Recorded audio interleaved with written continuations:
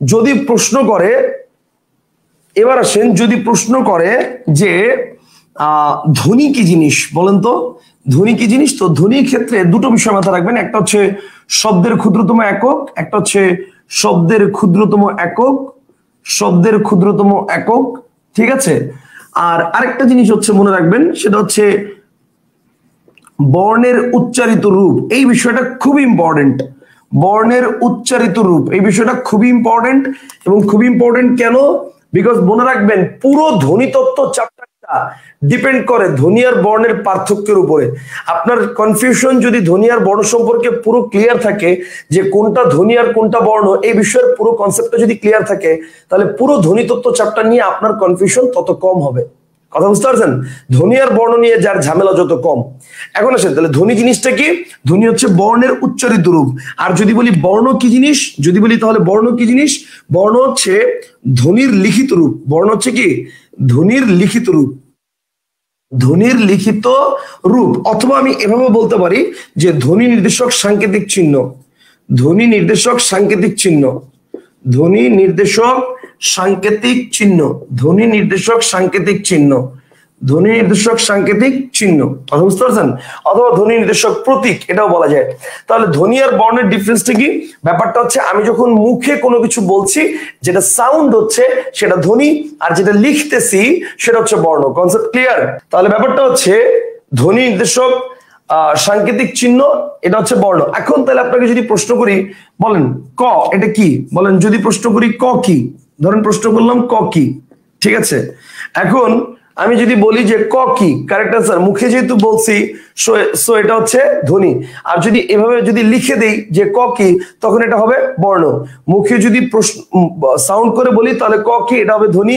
আর যদি এভাবে লিখে দেই তাহলে এটা হচ্ছে বর্ণ। এটা হচ্ছে আপনাকে বোঝানোর জন্য বললাম। এবার আমাকে বলেন, ধরেন পরীক্ষার হলে যদি এভাবে লেখা থাকে ক কি, অপশনে ধ্বনিও আছে বর্ণ আছে, কি দিবেন বলেন? পরীক্ষার হলে এটা লেখা আছে ক কি, অপশনে ধ্বনিও আছে বর্ণ আছে, এবার কি দিবেন বলেন? ধ্বনিও আছে বর্ণ আছে, কি দিবেন? ক কি, অপশনে ধ্বনিও আছে বর্ণ আছে, কি দেখাবেন? ক কি, অপশনে ধ্বনিও আছে বর্ণ আছে, কি দেখাবেন? আচ্ছা বলছেন স্যার বর্ণ দেখাবো, বর্ণ দেখাবো, বর্ণ দেখাবো। Very good, very good, very good. নিঃসন্দেহে বর্ণ, তারেকুজ্জামান বলছে ভাই নিঃসন্দেহে বর্ণ দেখাবো।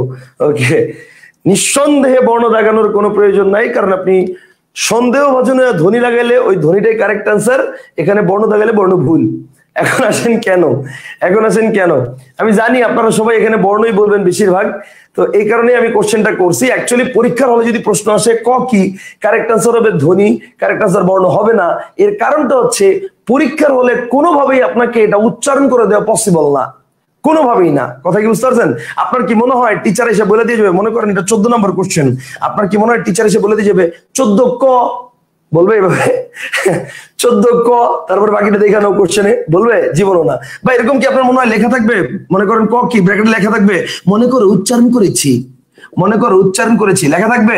জীবনও না। মনে করো উচ্চারণ করেছি, লেখা থাকবে? জীবনও না।